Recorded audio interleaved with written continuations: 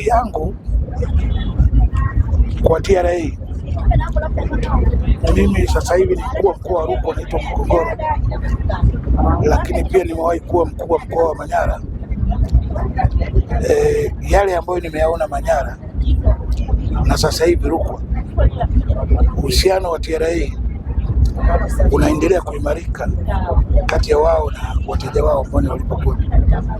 Sasa TRA kwa makusudi waendelee kufanya elimu kwa wananchi na hasa hawa wateja wao walipa kodi, ili uhusiano baina ya TRA na wale ambao wanalipa kodi uweze kuwa mzuri. Uhusiano wa TRA unapokuwa sio mzuri na mlipa kodi, hata ulipaji unakuwa unapungua. Kwa hiyo kisayansi wanasema katika kila 10 ni mmoja au wawili ndio wasumbufu, mara nyingi mmoja, lakini 9 au 8 huwa wako vizuri. Kwa hiyo wao walengi sana kwa hawa walio wengi, kuwaelimisha na makusanyo kuwa mazuri.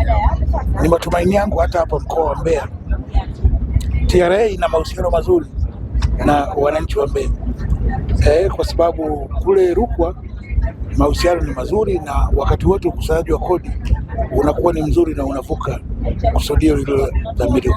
Asante na shukuru sana.